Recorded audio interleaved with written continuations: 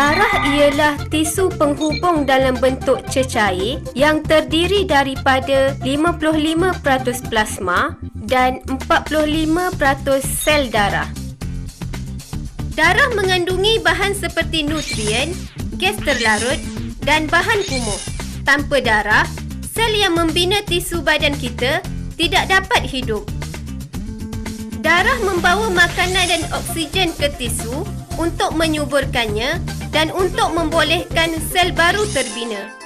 Ia juga membawa keluar karbon dioksida dan bahan buangan lain dari tisu badan. Bahan kumuh ini dibawa keluar dari tisu badan supaya dapat dibuang tanpa merosakkannya.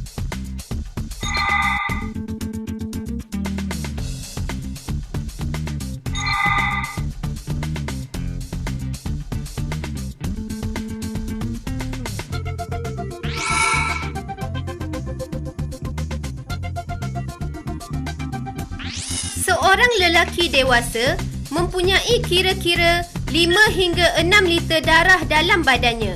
Perempuan pula mempunyai kira-kira 1 liter darah kurang daripada jumlah darah lelaki dewasa.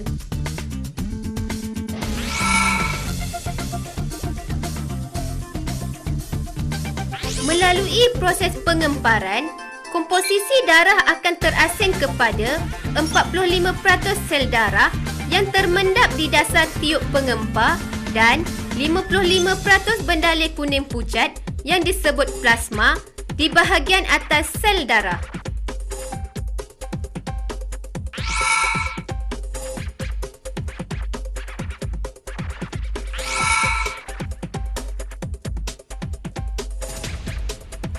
Sel-sel darah manusia terdiri daripada sel darah merah atau eritrosit, sel darah putih, leukosit dan platelet.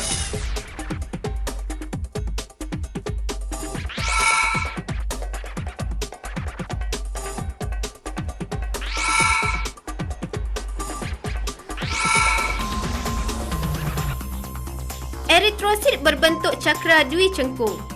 Bentuk dwi cengkung ini menyebabkan eritrosit mempunyai nisbah luas permukaan berisi padu yang besar. Pertukaran gas mudah berlaku melalui permukaannya. Tahukah anda, kira-kira 45% daripada sel darah manusia terdiri daripada eritrosit. Sekarang, mari kita berkenalan dengan sel darah putih pula. Ia dinamakan leukosit. Leukosit mempunyai nukleus dan ia tidak berwarna. Saiz leukosit adalah lebih besar berbanding eritrosit. Ia juga mempunyai bentuk yang tidak sekata. Kita dah tahu bahawa eritrosit dihasilkan di sum-sum tulang. Di mana pula leukosit dihasilkan? Leukosit juga dihasilkan di sum-sum tulang.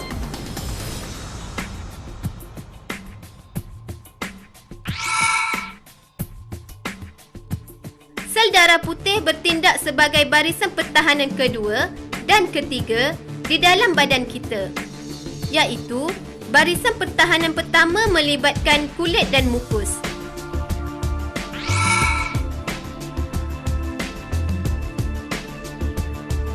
Mari kita lihat bagaimana sel darah putih menjalankan tugasnya sebagai barisan pertahanan kedua.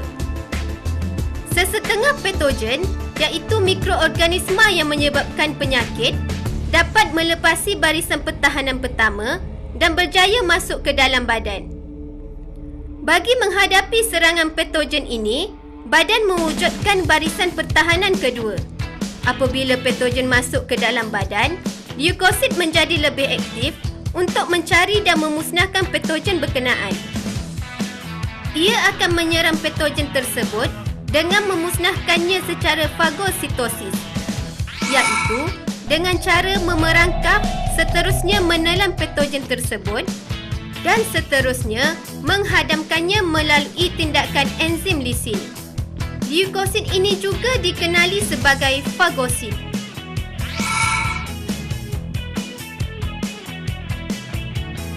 Sebenarnya, ada 4 kumpulan darah iaitu A, B, AB dan O. Setiap daripada kita termasuk dalam salah satu daripada kumpulan darah tersebut.